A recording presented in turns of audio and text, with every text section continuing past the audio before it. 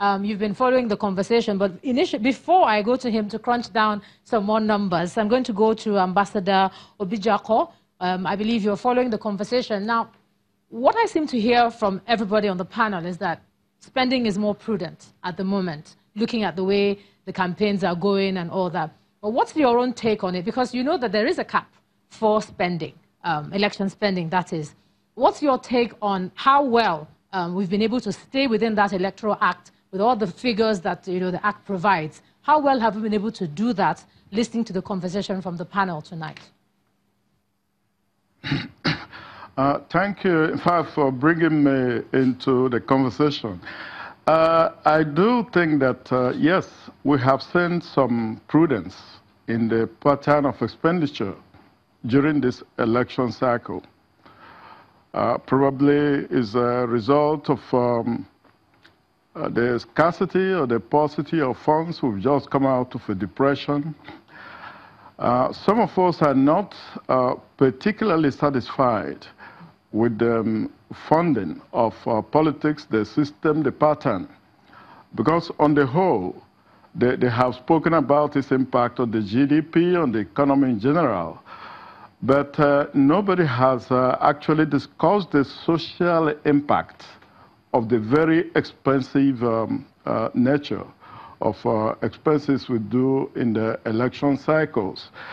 I think that is the area most Nigerians will be interested in knowing and seeing that a lot of changes are taking place to bring down the cost of campaigns, to bring down the cost of elections in order to be more inclusive.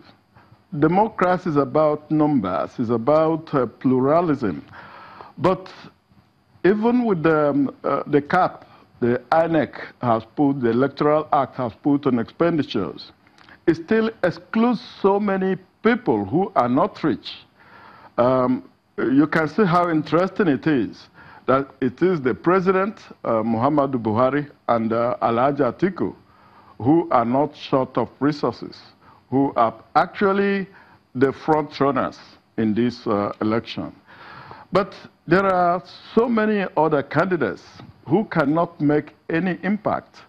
I have to assume that the lack of funding is part of the reasons they cannot compete on the same scale, on the same keel as the major contenders. So I think the Electoral Act needs a lot of rejigging. This is a constitutional matter, of course, but we know that a system called the presidential system is a very expensive system. Elections are expensive everywhere. But that of Nigeria, in relation to its GDP, we think it's not good enough. We can still do a whole lot better to bring down the cost of campaigns, the cost of elections, to be more inclusive.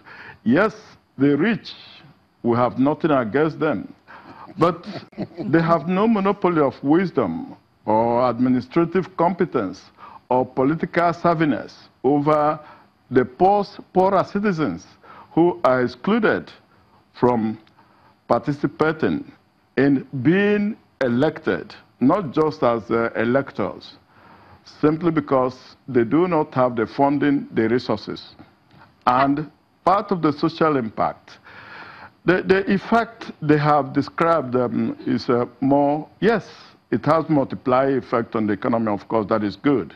But it also has its corruptive tendencies. This government came about speaking about a lot of change.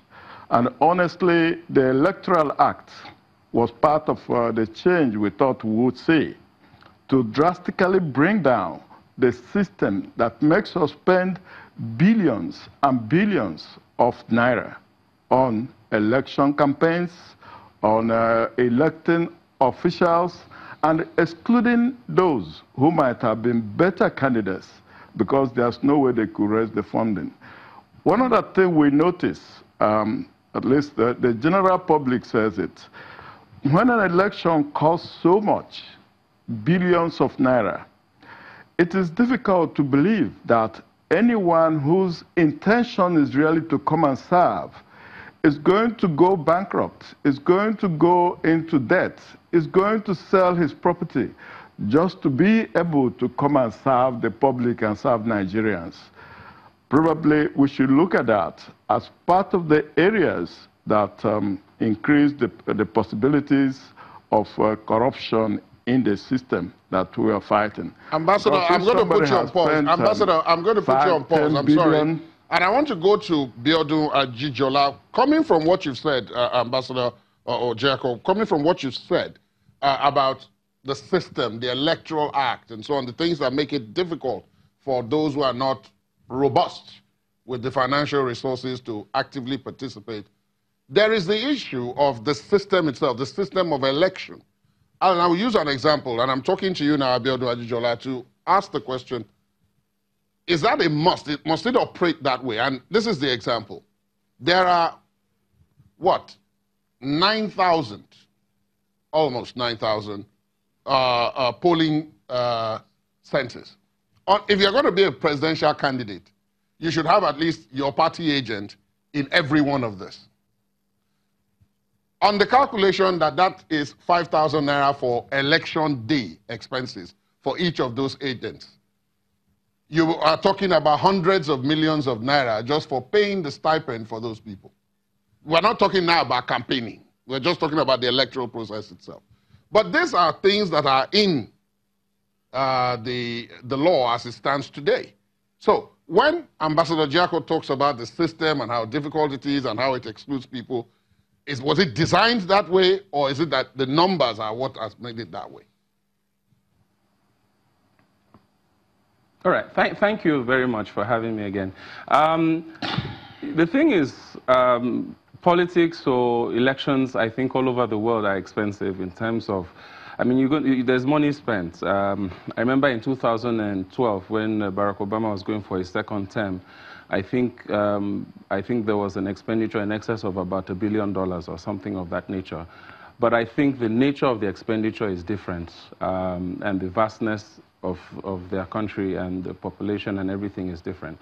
But yes, you have said it rightly, that if you have 120,000 polling units, or 119,973 to be exact, and you are serious about having good observation of those polling units, then you would have one person in each polling unit, right? And if you are going to give them 5,000 or 10,000 naira, that's about 1.2 billion for a day.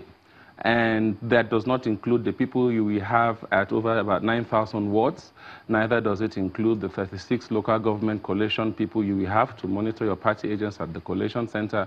Neither does it include, I mean, the 774 local government collation centers where you have party agents.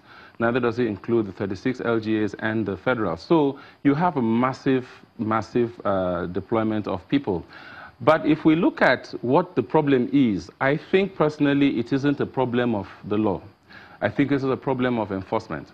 And why do I say this? Because if you look at the 2018 Electoral Act Amendment Bill, it actually made provisions for increased spending as opposed to reduction. So for example, the current limit I think is about $1 billion for a president, but it was increased to about $5 billion in the proposal. And even for me, I think it's also not realistic because even though we have a figure, it should be realistic. The governor's, I think, is about 200 million. It was increased to about $1 billion, but this, been proposed.